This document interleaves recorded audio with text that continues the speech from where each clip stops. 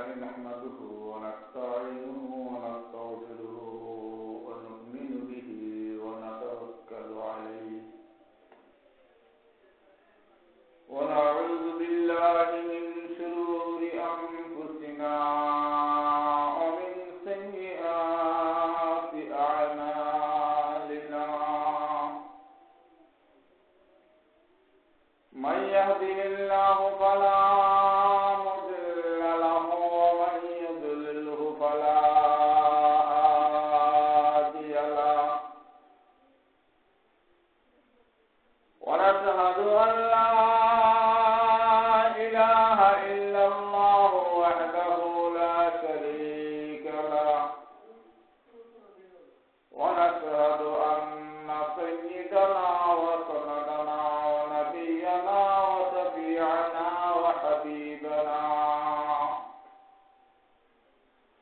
وحبيب ربنا وطبيبنا وطبيب قلوبنا وأرواحنا ومولانا محمدا عبده ورسوله أما بعد فقد قال تبارك وتقدس في كلامه المجيد والفرقانه الحميد أعوذ بالله من الشيطان الرجيم بسم الله الرحمن الرحيم وما أرسلناك إلا رحمة للعالمين وقال النبي صلى الله عليه وسلم أنا خاتم النبيين لا نبي بعدي أو كما قال عليه الصلاة والسلام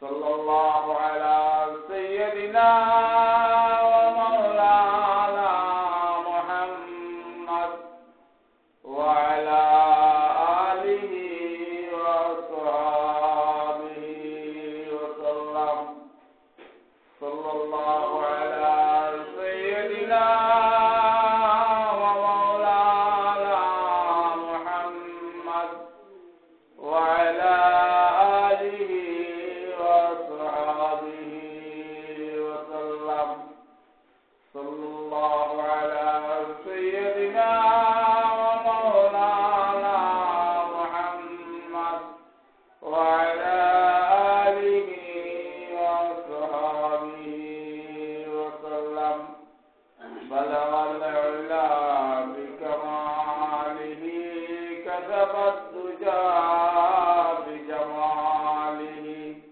حسنت جميع خصاله صلوا عليه وآله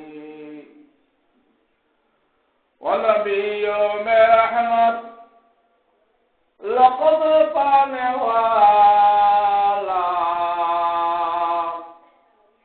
ونبی میں رحمت لقب پانے والا مراد غریبوں کے بدلانے والا بلغ العلا بکمالہ كشف الدجى بجماله حسنت جميع خصاله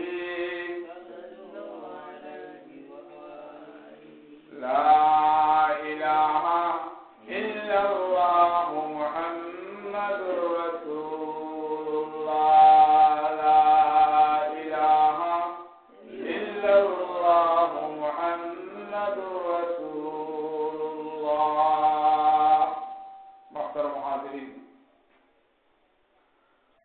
রব্বুল আলামিনের অসংখ্য অগণিত শুকরিয়া যে দয়াময় পরওয়ারদিগারে আলম, এই আসমান জমিনের খালিক আর মালিক, কুল জাহানের সৃষ্টিকারী, মানব দানব ইনসান জিন পশু পাখি সবকিছুর যিনি মালিক, সেই রব্বুল আলামিন আমাদেরকে এই কোটি কোটি প্রাণীর মধ্যে আশরাফুল মাখলুকাত সৃষ্টির সেরা জীবী হিসেবে মানবকুলে জন্ম দিয়েছেন। আর শুধু মানবকুলে জন্ম দেননি, আমাদেরকে তিনি অত্যন্ত দয়ার মেহেরবানি করে সর্বকালের সর্বযুগের সর্বশ্রেষ্ঠ মহামানব সাইয়্যিদুল কাউনাইন ফখরুল আলামিন আলামিন হযরতে মুহাম্মদ মুস্তাফা সাল্লাল্লাহু আলাইহি ওয়াসাল্লামের উম্মত হওয়ার মতো সৌভাগ্য দান করেছেন। এই জন্য আমরা রব্বুল আলামিনের দরবারে জালালিতে শুকরিয়া আদায় করি, সবাই বলি আলহামদুলিল্লাহ।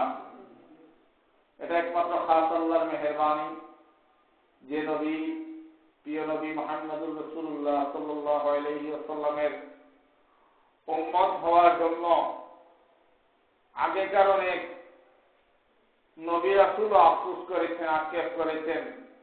এরকম বর্ণনা পাওয়া যায় যে সবচেয়ে শ্রেষ্ঠ নবী যিনি, তিনি হচ্ছেন মুহাম্মদুর রাসূলুল্লাহ সাল্লাল্লাহু আলাইহি ওয়াসাল্লাম।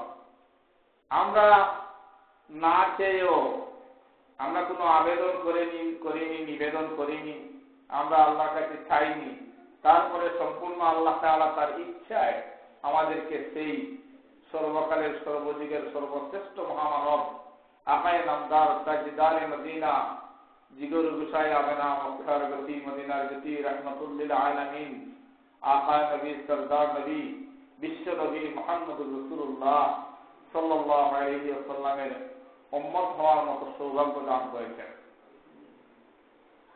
এই মাস রবিউল আউয়াল মাস চলছে। এই মাসে প্রিয় নবী মুহাম্মদুর রাসূলুল্লাহ সাল্লাল্লাহু আলাইহি ওয়াসাল্লামের আগমনের এবং বিদায়ের মাস।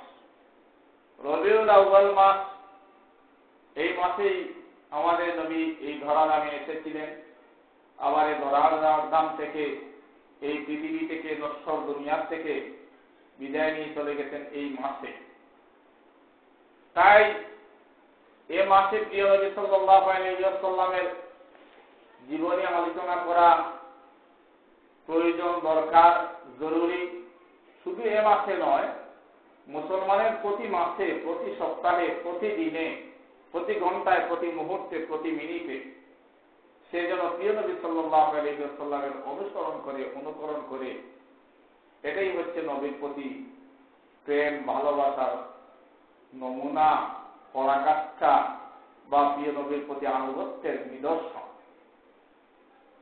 আমাদের দেশে রবিউল আউয়াল আসলে বিশ্ব নবী সাল্লাল্লাহু আলাইহি ওয়াসাল্লামের জন্ম উপলক্ষে র্যালি বের করা হয়, বিভিন্ন ধরনের অনুষ্ঠান আদি করা হয়। এই যে মিলাদুন নবীর নামে, জশ্নে জুলুসের নামে অনেক শিরিক এবং বিদআত জাতীয় কাজ করা হয়।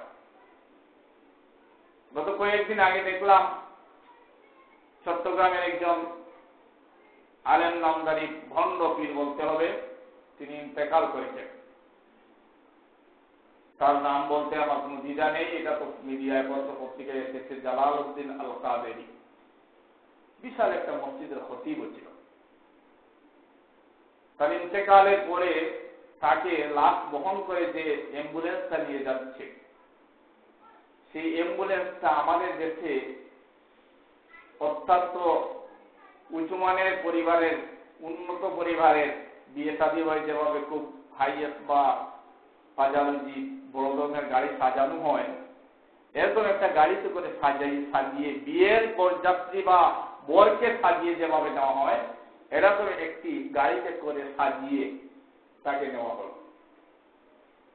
আমাদের তো মুসলমানদের নিয়মে কারার যেটা বলি আমরা বহন করি, বা মৃত্যুর পরে সাদা কাপড় কাফন দিয়ে, যত বড় বাচ্চা হোক, যত বড় প্রেসিডেন্ট হোক, যত বড় মন্ত্রী হোক, ইন্তেকাল করার পরে তাকে কবরের মধ্যে যেভাবে ইসলামের রীতিনীতি আছে, বিধিবিধান আছে, সেইভাবে নেওয়া হয়। ওনাকে শুধু এইভাবে নেওয়া হলো না, তারপরে দেখলাম যে এগুলো তো এখন মিডিয়ার বদৌলতে মুহূর্তের মধ্যেই পৌঁছে যায় মানুষের সামনে, যে তার কবরটা সাথে সাথে পাকা করা হয়ে গেছে। একেবারে নিচে থেকে ফাউন্ডেশন দিয়ে পাকা করা হয়েছে। শুধু তাই নয়, তাকে সেই কবরের মধ্যে রাখা হয়েছে একটা শিমুল তোলার মালিক এবং বিছনা বেড দিয়ে। বলেন নাউযুবিল্লাহ। ইসলামকে কত বিকৃতভাবে এই জাতির সামনে, পৃথিবীর মানুষের সামনে উপস্থাপন করা হচ্ছে। মানুষ কিভাবে যে তার ঈমান আমল ঠিক রাখবে, মানুষ কিভাবে যে তার আকীদা ঠিক রাখবে, এটা অত্যন্ত দুষ্কর হয়ে পড়েছে, অত্যন্ত কঠিন হয়ে পড়েছে। মানুষ লাখ লাখ মানুষ ভাববে উনি তো বড় আলেম ছিলেন, উনি তো বড় একজন পীর ছিলেন, ওনাকে এভাবে যেহেতু রাখা হয়েছে মনে হয় ইসলামের বিধিবিধান এরকম। সাধারণ মানুষ এটাই ভাববে। কিন্তু আপনারা যারা হজ করেছেন বা আপনারা যারা মক্কা মদিনায় সফর করেছেন, জান্নাতুল বাকিতে যান, আপনারা জান্নাতুল মাওয়াতে যান, মক্কা মদিনার কবরগুলোতে গিয়ে দেখেন যেই সাহাবী, যে সমস্ত সাহাবী যাদেরকে আকাশের নক্ষত্র বলা হয়েছে, আসহাবিকান নুজুম, রাসূল সাল্লাল্লাহু আলাইহি সাল্লাম বলেছেন আমার সাহাবায়ে কেরাম আকাশের নক্ষত্রের মতো। শুধু তাই নয়, বড় পীর গৌস আব্দুল কাদের জিলানী রাহমাতুল্লাহি আলাইহির নাম আপনারা শুনেছেন। আব্দুল কাদের জিলানী রাহমাতুল্লাহি আলাইহিকে এক ব্যক্তি জিজ্ঞেস করেছিল, হুজুর আপনি তো এই জমানার সবচেয়ে বড় আলেম, সবচেয়ে বড় পীর, সবচেয়ে বড় বুজুর্গ, আপনি তো রাসূলের বংশের, আপনি সাহাবায়ে কেরামের মর্যাদার মতো আপনার মর্যাদা কি সমান? হযরত আব্দুল কাদের জিলানী রাহমাতুল্লাহি আলাইহি তখন উত্তর দিয়েছিলেন, মহিউদ্দিন আব্দুল কাদের জিলানী, যে এরকম বেয়াদবিপূর্ণ প্রশ্ন আমাকে আর কোনদিন করবা না। শুনে রাখো, আমার মতো সারা পৃথিবীর যদি কয়েক লক্ষ আব্দুল কাদের জিলানীকে একত্রিত করা হয়,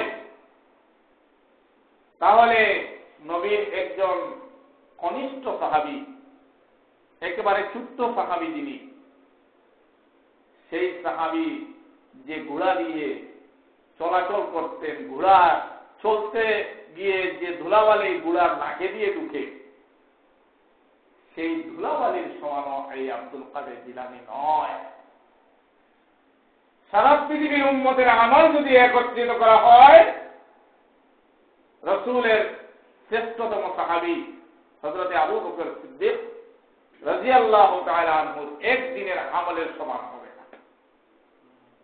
মর্যাদার দিক দিয়ে এত আকাশ পাতাল পিছিয়ে, এত আসমান জমিন ভরা, এত দিবারাত্রি পার্থক্য। সুতরাং আমরা কি করছি, কি করতেছি, কি করব, এগুলো একটু চিন্তা ভাবনা করেন। সেই এত বড় বড় সাহাবায়ে কেরাম যাদের একদিনের আমলের সমান সারা উম্মতের আমল হবে না, সেই সাহাবায়ে কেরামের কবর নিয়ে আপনারা দেখেন, তাদের কবরের মধ্যে কোনো সাজসজ্জা নেই, আলোকসজ্জা নেই, তাদের কবর পাকা করা নয়, তাদের কবরের শিয়রে মাথার কাছে একটা পাথর শুধু রাখা আছে, এটার নাম লেখা আছে পরিচয় পাওয়ার জন্য যে এটা অমুক সাহাবীর কবর। আর আমাদের দেশে যদি কোনো একজন বুজুর্গ মারা যায়, তাহলে তার কবরকে কিভাবে যে কি করা হয়, সাথে সাথে এটা পূজা, যেটাকে বলে কবর পূজা, এই কবর পূজার ব্যবস্থা করা হয়। যাই হোক, ইসলাম যে বিধিবিধান আপনাকে আমাকে দিয়েছে, যে রীতিনীতি শিক্ষা দিয়েছে, সেই রীতিনীতি অনুযায়ী আমাকে আপনাকে দুনিয়া এবং আখিরাতে চলতে হবে। তাই বলতেছিলাম এই রবিউল আউয়াল মাস আসলেই নবী প্রেমের নামে নবীর ভালোবাসার নামে, নবীর জন্মদিন উদযাপনের নামে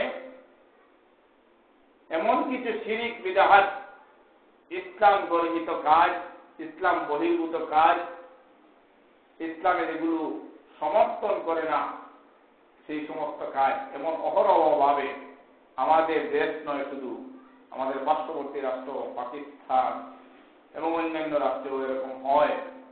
এই সমস্ত কাজ থেকে, অনর্থক কাজ থেকে আল্লাহ তাআলা যেন আমাদের হেফাজত করেন, সবাই বলি আমিন।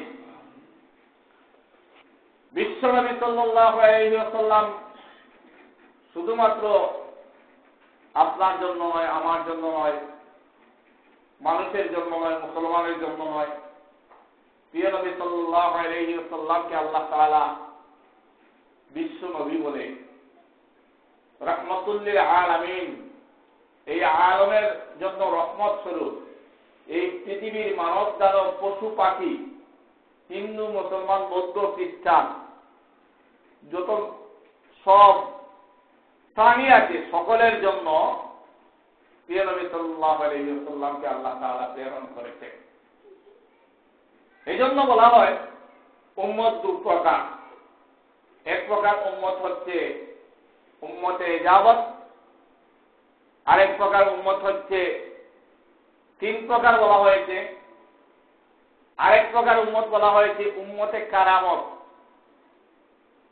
সেটা বুঝতে হবে যে আমরা যারা মুসলমান হয়ে গেছি, আমরা যারা ইসলাম গ্রহণ করে ফেলেছি, আমরা যারা কালিমা তাইয়্যিবা লা ইলাহা ইল্লাল্লাহ মুহাম্মাদুর রাসূলুল্লাহ পড়েছি, আমরা হচ্ছে নবীর সরাসরি উম্মত। আরেকজন মানুষ যারা খ্রিস্টান, ইহুদি, বৌদ্ধ, হিন্দু, মজুসি, বিভিন্ন ধরনের ধর্মের বর্ণের মানুষ আছে যারা এখনো নবীর উম্মত হয়নি, এদেরকে বলা হয় উম্মতে দাওয়াত। এরা যেদিন কালেমা পড়ে নেবে, যেদিন ইসলামের আনুগত্য স্বীকার করে নেবে, যেদিন আল্লাহ এক বিশ্বাস করে নেবে, স্বীকার করে নেবে, ইকরার করে নেবে এবং প্রিয় নবী মুহাম্মদুর রাসূলুল্লাহ সাল্লাল্লাহু আলাইহি সাল্লামকে আল্লাহ তাআলার সর্বশেষ এবং সর্বশ্রেষ্ঠ নবী হিসেবে মেনে নিবে, সেদিন তারাও উম্মত হয়ে যাবে। এজন্য আমরা যারা মুসলমান, আমাদের নাম হলো উম্মতে ইজাবত। যারা এখন ইসলাম গ্রহণ করেনি, কোনো একদিন ইসলাম গ্রহণ করবে, এজন্য তারা উম্মতে দাওয়াত। আরেক দল হচ্ছে উম্মতে কারামত, মানে পশু পাখির নবীও তিনি শুধু আমাদের নবী নন। গত কিছুদিন আগে দেখলাম ভারতের একজন হিন্দু ব্রাহ্মণ, তিনি নাতে রাসূল মানে নবীর স্থানে একটা থানা তৈরি করেছেন, নিজে স্বরচিত, নিজে লিখেছেন। তো সেখানে জমিয়ত উলামায়ে হিন্দের বড় একটা কনফারেন্স, 25 থেকে মনে হয় 30 লক্ষ মানুষ, এই ধরনের বড় একটা প্রোগ্রাম। এই প্রোগ্রামে ওনাকে ইনভাইট করা হয়েছে, জানি না কিভাবে। উনি গিয়ে এই হিন্দু ব্রাহ্মণ, তিনি একটা রাসূলুল্লাহ সাল্লাল্লাহু আলাইহি সাল্লামের শানে এক কবিতা আবৃত্তি করলেন। তো বলতেছেন, ये तेरा नबी मेरा नबी सबका नबी है, মানে উনি শুধু দাবি করতে পারবেন না আপনার নবী, উনি মানবের নবী, দানবের নবী, পশুর নবী, পাখির নবী, প্রাণীর নবী, গাছের নবী, মাছের নবী, সবার নবী। বলবেন কিভাবে? আপনারা একটা ঘটনা জানেন যে একটা হরিণীকে একজন লোক বেঁধে ফেলেছে, রাসূল সাল্লাল্লাহু আলাইহি সাল্লামের যুগে ঘটনা। এই হরিণীটা খুব চটপট করে কাঁদতেছে। একটা পশুকে আপনি যদি কষ্ট দেন, দেখবেন পশুটাও সে যেন যখন ব্যথা পায়, তাকে প্রহার করবেন, মারবেন আপনি, সেও কষ্ট পাইলে চিৎকার দেয়। রাসূল করিম সাল্লাল্লাহু আলাইহি ওয়াসাল্লাম গালিবান সেই ইহুদি ব্যক্তি মনে হয় বেঁধেছিল এই হরিণটিকে, জিজ্ঞেস করলেন কি হয়েছে। সে ব্যক্তি বলল, ওকে আমি জঙ্গল থেকে ধরে এনে বেঁধে রেখেছি, হরিণ শিকার করে। প্রিয় নবী সাল্লাল্লাহু আলাইহি ওয়াসাল্লাম হরিণীর দিকে তাকিয়ে দেখলেন চটফট করে সেই হরিণী কাঁদতেছে। রাসূল করিম সাল্লাল্লাহু আলাইহি ওয়াসাল্লাম হরিণীকে জিজ্ঞেস করলেন, এত কান্নাকাটি করছো কেন, কি হয়েছে? আল্লাহ তাআলার নির্দেশে হরিণীর জবান খুলে গেল, কথা বলতে শুরু করল। বলবেন না সুবহানাল্লাহ? রাহমাতুল লিল আলামিন বিশ্ব নবী প্রিয় নবী সাল্লাল্লাহু আলাইহি ওয়াসাল্লামকে হরিণী আবেদন করলো, ওগো যুগ শ্রেষ্ঠ নবী মুহাম্মদুর রাসূলুল্লাহ সাল্লাল্লাহু আলাইহি ওয়াসাল্লাম,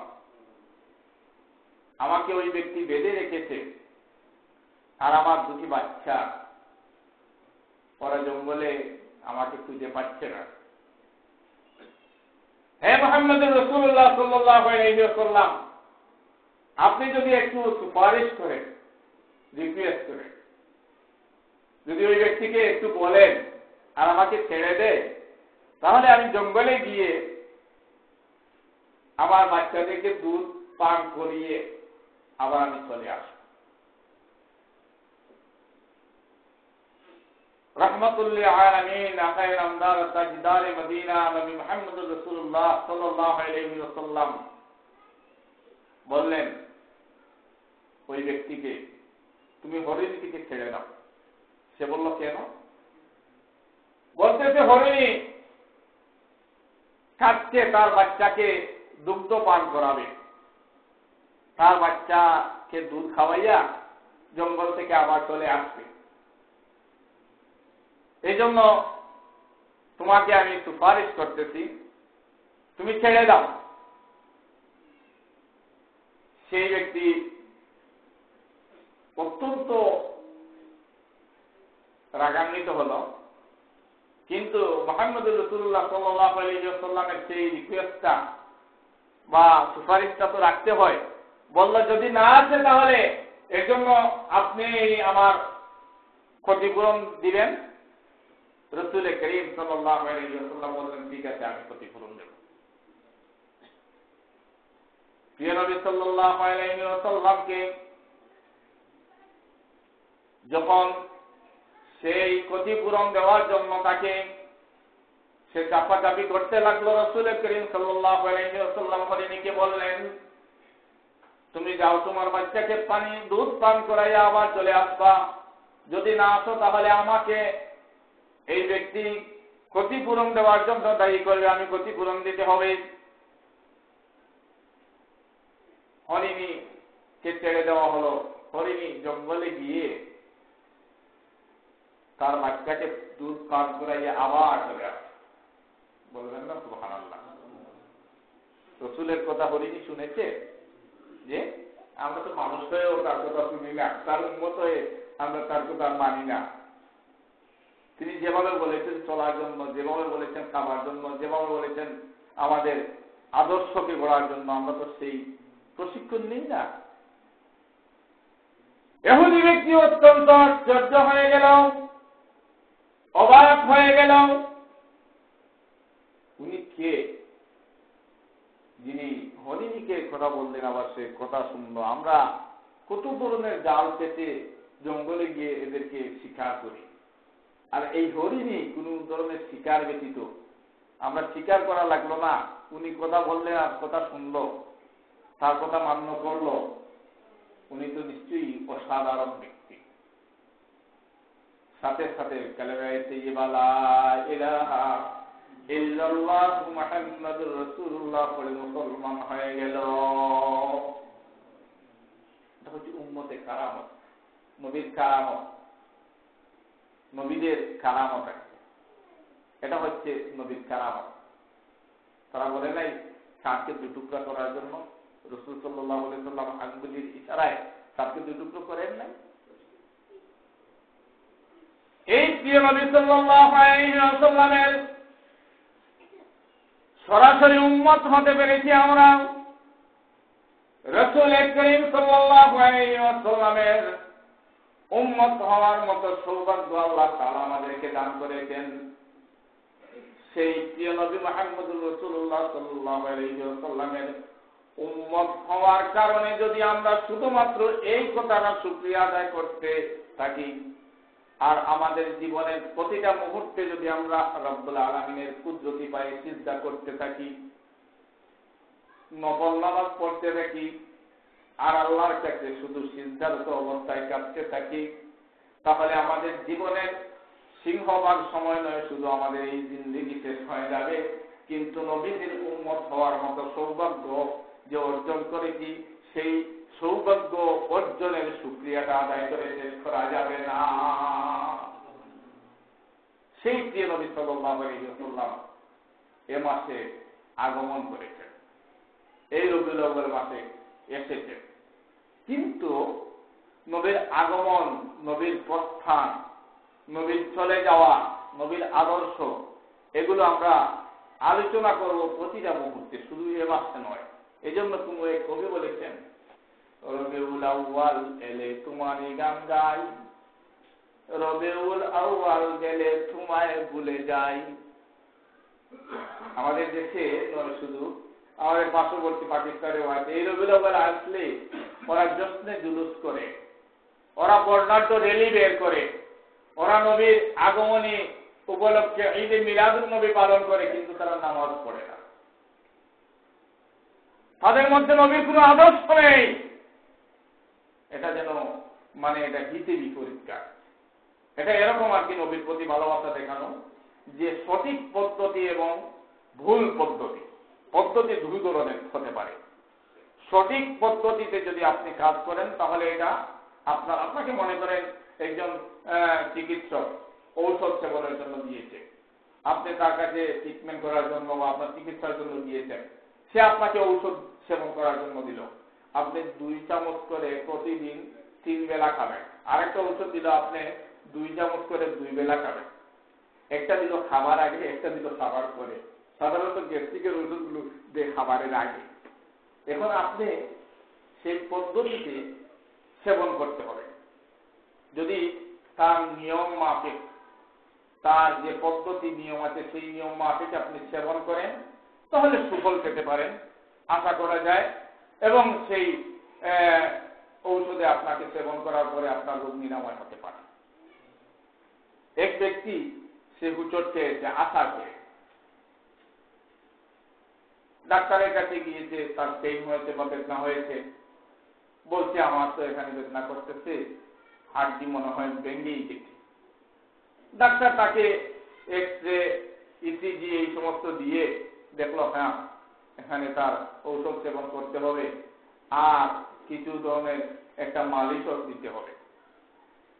তার রোগমতো চিকিৎসা দিল, সে ঔষধ দিল, খাবারের ঔষধ দিল, চিকিৎসার ঔষধ দিল, যে একটা মালিশ দিতে, এখানে আপনি মালিশ করবেন প্রতিদিন 3 বার। সেই ব্যক্তি 1 সপ্তাহ পরে ডাক্তারের কাছে গিয়ে বলল, ডাক্তার সাহেব কি ঔষধ যে আপনি দিলেন, আমার তো রোগ সারেনি। ডাক্তার সাহেব বললেন, কেন? বলে, আমি তো ঔষধ সেবন করেছি কিন্তু আমার রোগ তো কমে নাই। ডাক্তার সাহেব বললেন, ওই যে মালিশটা দিয়েছি, একটু হাই অ্যান্টিবায়োটিক একটা মালিশ দিয়েছেন উনি, যে এটা 1-2 বার ব্যবহার করলেই এটা দূর হয়ে যাবে। এটা সেবন করেননি? বলে, হ্যাঁ আমি সেবন করেছি। তাহলে কেন কমবে না দেখি তো?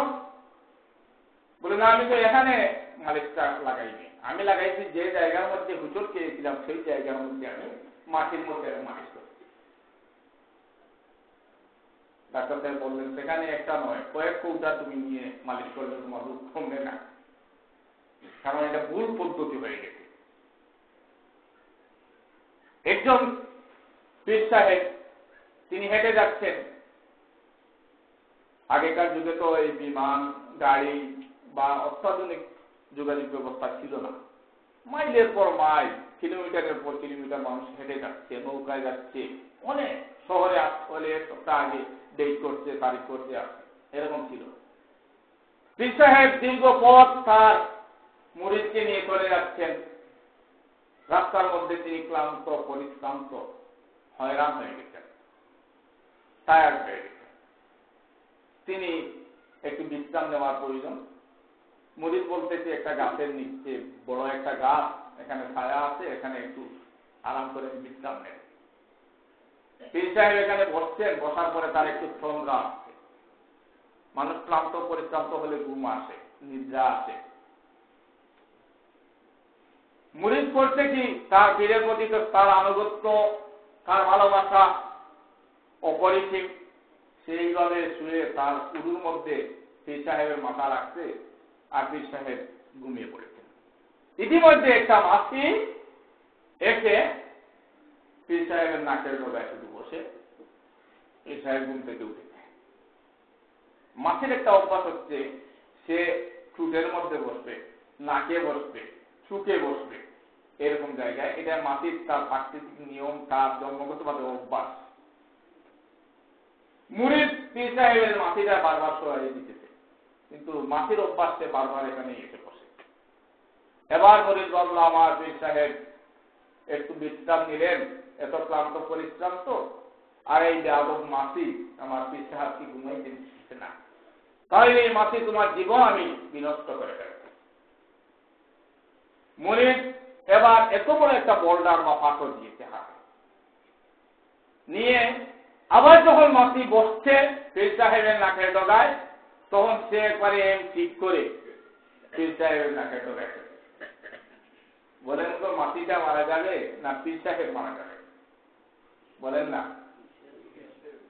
এখানে তার কি পীর সাহেবের সাথে কোন দুশ্মনী আছে? না। তাহলে পীর সাহেব মারা যাবেন এ ধরনের কাজ কেন করবো?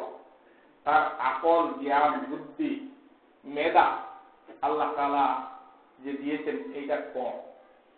সে ভাবছে যে এই ভুল পদ্ধতিতে, যে পদ্ধতিটা সে অ্যাপ্লাই করেছে সেটা ভুল। মাছিটাকে মারার মতো যে পদ্ধতি সে নেওয়ার কথা ছিল, সেই পদ্ধতি না নিয়ে ভুল পদ্ধতিতে সে ট্রিটমেন্ট করছে। এবার যখন নাকের ডগায় পাথরটা সজুরে সে নিক্ষেপ করেছে, দেখলো যে মাছি তো উড়ে চলে গেছে, কিন্তু তার পীর সাহেব দুনিয়া থেকে চলে গেছে। আমাদের নবীর প্রতি প্রিয় ভালোবাসা, সেই ভালোবাসা হতে হবে সঠিক পদ্ধতিতে। নবীর প্রতি ভালোবাসা, স্নেহ, শ্রদ্ধা, ভক্তি সবকিছু হতে হবে সঠিক পদ্ধতিতে। ভুল কোন পদ্ধতিতে যদি কেউ ভালোবাসা দেখাতে যায়, তাহলে এই পীর সাহেবের যে পরিণতি হয়েছে, আমাদের ইমানের পরিণতি সেইভাবে হবে। প্রিয় নবী সাল্লাল্লাহু আলাইহি ওয়াসাল্লামের প্রতি যতক্ষণ পর্যন্ত আপনার মা বাবা, ভাই বোন, স্ত্রী, ছেলে মেয়ে, আত্মীয় স্বজন, বন্ধু বান্ধব আপনার প্রাণের চাইতে অতিরিক্ত মহব্বত সৃষ্টি না হবে, ততক্ষণ পর্যন্ত আপনি কামিল মুমিন হতে পারবেন না, মুসলমান হতে পারবেন না। লা ইউমিনু আহাদুকুম হাত্তা আকুনা আহাব্বা ইলাইহি মিন ওয়ালিদিহি ওয়া ওয়ালাদিহি ওয়ান নাসি আজমাইন, আও কামা ক্বালা আলাইহিস সালাতু ওয়াস সালাম। রাসূলের প্রতি ভালোবাসা হতে হবে সর্বোচ্চ, সর্বাধিক। রাসূলের প্রতি ভালোবাসা হতে হবে আপনার প্রাণের চাইতেও বেশি। রাসূলের প্রতি ভালোবাসা হতে হবে আপনার বাবা মার চাইতে বেশি। রাসূলের প্রতি ভালোবাসা হতে হবে আপনার ছেলে মেয়ের চাইতে বেশি। আপনার সকল মানুষের চাইতে, আপনার প্রাণের চাইতেও আরো বেশি ভালোবাসতে হবে রাসূলকে। এই জন্য কাজী নজরুলের একটি পংক্তি, রাসূলের অপমানে যদি খাদে না তোর মন, রাসূলের অপমানে যদি খাদে না তোর মন, মুসলিম নয় মুনাফিক সে, রাসূলের দুশমন। আমার নবীকে গালি দিবে, আপনি মুসলমান, নীরবে সয়ে যাইবেন, আপনি মুসলমান নয়, আপনি মুনাফিক। এই জন্য এই রবিউল আউয়াল মাসে রাসূলের প্রতি আনুগত্য প্রদর্শন কিভাবে করতে হবে, ভালোবাসা কিভাবে সৃষ্টি করতে হবে, রাসূলের অনুসরণ অনুকরণ সঠিক পদ্ধতিতে কিভাবে করতে হবে, ইনশাআল্লাহ রবিউল আউয়াল মাস এসেছে, এ মাসেই নয়, শুধু যদি শেষ না হয় তাহলে পরের মাসেও আমি আলোচনা করব। আল্লাহ তাআলা যেন আমাদের সবাইকে রাসূলের প্রতি নিখাত ভালোবাসার পরাকাষ্ঠা প্রদর্শনের তৌফিক দান করেন, সবাই বলি আমিন। আল্লাহ তাআলা যেন সত্যিকারের আশিকে রাসূল হয়ে আমাদেরকে এই দুনিয়া থেকে বিদায় হওয়ার তৌফিক দান করেন, সবাই বলি আমিন। ওয়া আখিরু দাওয়ানা আলহামদুলিল্লাহি রাব্বিল আলামিন।